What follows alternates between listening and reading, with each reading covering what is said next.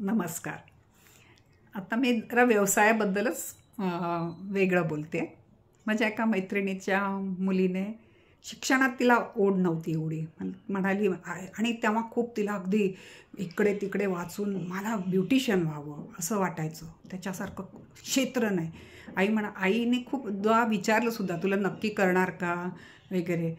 तर नाही म्हणाली आणि पैसा होता त्यांच्याकडे, त्यामुळे कसलाही विचार न करता अतिशय चांगल्या अकॅडमीमध्ये जाऊन नाव घातलं आणि खूप इन्स्ट्रुमेंट आणून घातलेसुद्धा. पैशाची कमी नव्हती म्हणूनही असेल, हळूहळू आणावा हा पण विचार नाही केला. ₹1,00,000-1,50,000 1992-93च्या वेळेला तिने त्याच्यामध्ये इन्व्हेस्ट केले मुलीला. आणि त्याच्यानंतर मग मध्ये ती होळीसाठी म्हणून गावी गेली. गावी जाऊन आल्यावर माझी मैत्रिणी मला म्हणायला लागली, अगं माझ्या मुलीने तो कोर्स सोडून दिला. तर म्हटलं का गं, एवढं आणलं होतं आणि सामान वगैरे एवढं आणलं होतं, एवढी फी भरली होती. तर म्हणाली, अगं मी सासूने बोलली असते तर नाव तरी ठेवलं असतं तिला, माझ्या आईमुळेच झालं हे. म्हटलं काय एवढं, नेमकं काय झालं? तर म्हणाली, माझी आई म्हणाली आपण 96 कुळी 92 कुळी काय त्यांचं जे असेल कुळ, मला काही कल्पना नाही, त्या कुळी आपण मराठा आणि तू केस कापणार म्हणजे न्हाव्याचं काम करणार बस. आणि ह्या मुलीलाही ते समजवता नाही आलं. केस कापण्यामध्ये सुद्धा न्हावीचं काम वेगळं आणि ब्युटिशियनचं काम वेगळं, हे तिला समजवता नाही. आणि पुन्हा माझ्या त्याही पलीकडे जाऊन मी म्हणते, न्हावी होणं काय वाईट आहे? जर सचोटीने आणि अतिशय चांगल्या पद्धतीने तुम्ही काम कराल तर न्हावी कामातून सुद्धा तुम्हाला अतिशय चांगलं नाव मिळतं.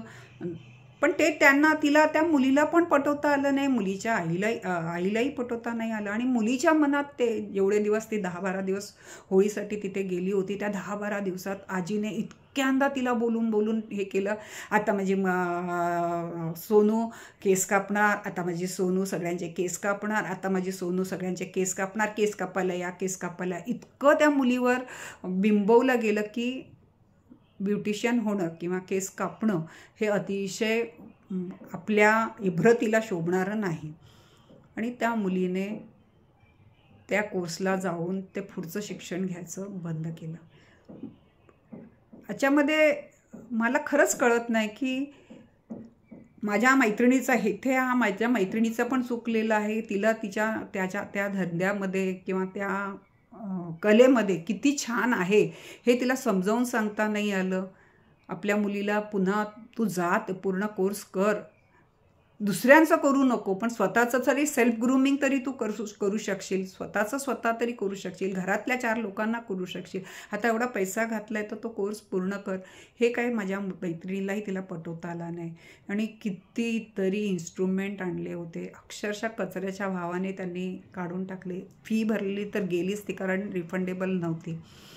तर मी प्रत्येक पालकाला पण सांगेन आणि मुलांना पण सांगायचा प्रयत्न करेन की शक्यतो व्यवसाय निवडताना विचारपूर्वक निवडा, कारण आपण त्या व्यवसायात जाणार आहोत. लोक प्रत्येक व्यवसायाला नाव ठेवतात, असं एकही व्यवसाय नसेल की त्याला नाव नाही आहे. तर आपण जो करणार व्यवसाय, आपल्याला तो सचोटीने करायचा आहे, आपल्याला त्याच्यातनं खोटेपणाकडे जायचं नाही आहे. हा विचार करून तुम्ही करा. 4 पैसे कमी मिळतील पण नाव तुमचं चांगलं होईल, हा विचार करा. तुमच्या क्षेत्रामध्ये प्रत्येक क्षेत्रामध्ये यश आहे आणि तुमच्या क्षेत्रामध्ये तुम्ही छान व्हा, एवढंच मी तुम्हाला सांगू शकेन. नमस्कार. तुम्ही माझं ऐकता याबद्दल मला खूप ऋणी आहे, खूप धन्यवाद देते.